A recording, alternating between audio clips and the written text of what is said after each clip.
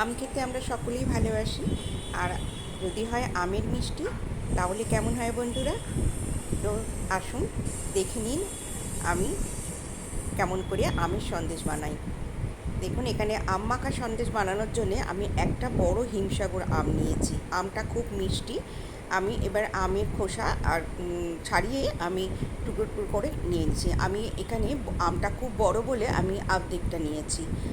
আর half litre দুধে করব। আর আপনারা যদি 1 লিটার দুধে করেন তাহলে পুরো আমটা দিয়ে দেবেন। আমি এবারে একটা মিক্সির ছোট জার নিয়েছি, নিয়ে আমটা প্রথমে আমি ভালো করে মিহি পেস্ট করে নেব। এখানে আমি হাফ লিটার দুধের ছানা বানিয়ে নিয়েছি। দেখুন, 1 কাপ মতন হয়েছে ছানা,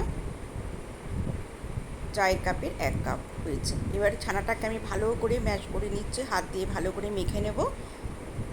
ভালো করে মেখে দেখুন একদম সুন্দর করে নরম করে মেখে নিয়েছি। এবারে আমি আমের পেস্টটা পুরোটা দিয়ে দেব।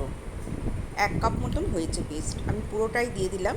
দিয়ে ছানার সাথে ভালো করে আমি মেখে নেব। সুন্দর করে মেখে নিলাম। দোকান থেকে বেশি দামে না কিনে বাড়িতেই আপনারা এইভাবে আম মাখা সন্দেশ বানিয়ে ফেলতে পারেন। ভীষণ ভালো খেতে হয়। এবারে আমি মেখে রেখে দিলাম একটা সাইড করে। এবারে কড়াই বসিয়ে দিলাম গ্যাসের ওপরে, একদম লো ফ্লেমে রাখলাম।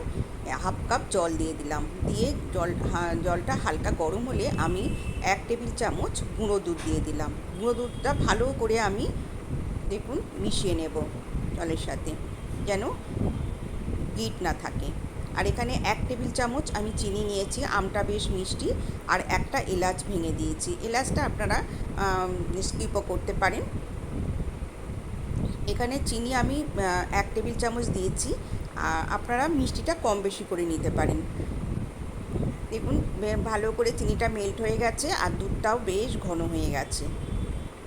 এবারে আমি মেখে রাখা আম মাখা ছানাটা, যেটা ছানার সাথে আমটা মাখলাম, ওইটা দিয়ে দিলাম। দিয়ে এবারে ভালো করে মিশিয়ে নেব। এভাবে নাড়তে হবে, একদম লো টু মিডিয়ামে রাখতে হবে গ্যাসের ফ্লেম রেখে। এইভাবে নাড়তে নাড়তে দেখবেন বেশ ঘন হয়ে আসছে। আমি বেশি টাইট করব না, বেশি টাইট করলে বসে গেলে শক্ত শক্ত লাগবে, কিন্তু মাখা সন্দেশ একটু নরম নরম পাকের হয়। তাই আমি এই রকম রাখবো। এবার গ্যাসের ফ্লেমটা আমি বন্ধ করে দেব। দিয়ে আমি একটা টিফিন বক্সে ভরে নেব। দেখুন রেডি হয়ে গেছে। গ্যাসের ফ্লেম বন্ধ করে দিলাম, দিয়ে একটা টিফিন বক্সে, ছোটো টিফিন বক্সে আমি ঢেলে নিলাম। ঢেলে আমি 1 ঘন্টা রুম টেম্পারেচারে রেখে আমি ফ্রিজে রেখে দেবো। আমি স্প্যাচুলা দিয়ে ভালো করে সমান করে নিলাম, নিয়ে একটু ট্যাপ করে ঢাকা দিয়ে আমি রুম টেম্পারেচারে 1 ঘন্টা রেখে দেবো। রেখে দিয়ে তারপরে ফ্রিজে রেখে দেবো ওভারনাইট। আমি পরের দিন সকালবেলা বার করব। দেখুন সকালে আমি বার করলাম। কত সুন্দর বসে গেছে সন্দেশটা। আর দেখুন আমি একটা স্পুন দিয়ে কেটে দেখাচ্ছি। দেখুন কত সুন্দর হয়েছে, একদম দোকানের মতন।